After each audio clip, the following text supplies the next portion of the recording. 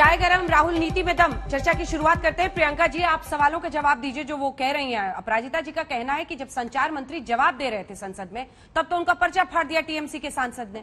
अब ऐसे में सवाल यह है कि अगर लिख देते हैं डेरेक ओब्रायन कि चाट पापड़ी की तरह यहाँ पर बिल पास हो रहे हैं, ये क्या संसदीय मर्यादा को सूट करता है ये सब बोलना? और तीसरी तरफ कई बार अटकलें रख रही है कि सबसे ज्यादा संजय राउत का उन्हें समर्थन मिल रहा है इन बैठकों में, हमेशा उनके आसपास ही रहते हैं राहुल गांधी के।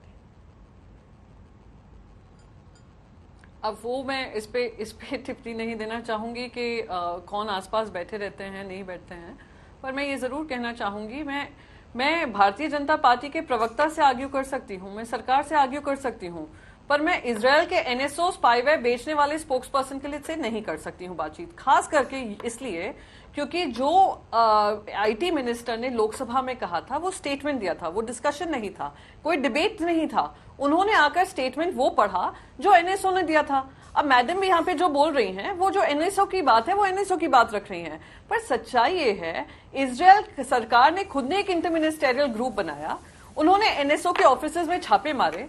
एनएसओ ऑफिसेज में छापे मारने के बाद जो भी उनके सरकारी कॉन्ट्रैक्ट है सबको होल्ड पे रखा है। सच्चाई ये भी है कि इजरायल के डिफेंस मिनिस्टर, रक्षा मंत्री बाकायदा फ्रांस गए और फ्रांस की सरकार से माफी मांग कर आए हैं एनएसओ के ही लेकर। तो एनएसओ अब आप आई राज्यसभा पे पेपर फाड़कर फेंक दिया गया। चलिए, पेपर पहली बार संसद के अंदर नहीं फटा है, बहुत बार पहले भी हो चुका है, ऑपोजिशन ने इस तरीके का काम किया है, पर क्या चेयरमैन ने प्रॉम्प्टली उन पे एक्शन नहीं लिया? क्या प्रॉम्प्टली टीएमसी के वो जो एमपी थे जिनको रिस्पॉन्सिबल माना गया उनको सस्पेंड नहीं किए गए हैं?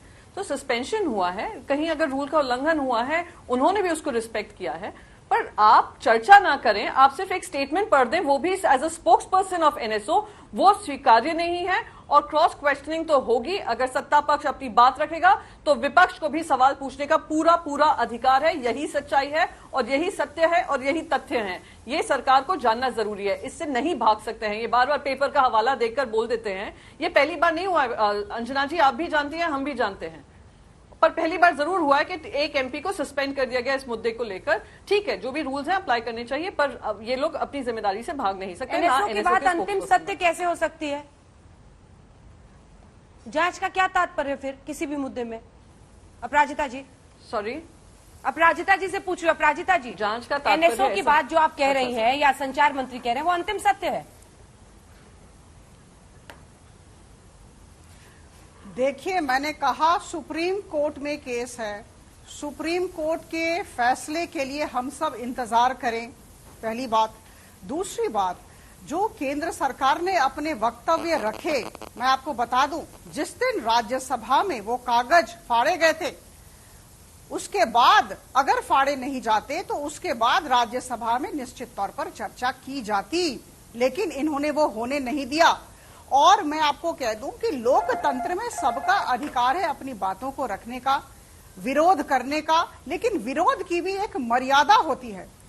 डेरेक ओब्रायन साहब ने जो पापड़ी चाट की बात कही, आज आदरणीय प्रधानमंत्री जी ने बहुत दुख जाहिर किया, उन्होंने अपना दुख व्यक्त किया कि लोकतंत्र के मंदिर में एक सांसद इस तरह की बातें भी कर सकते हैं।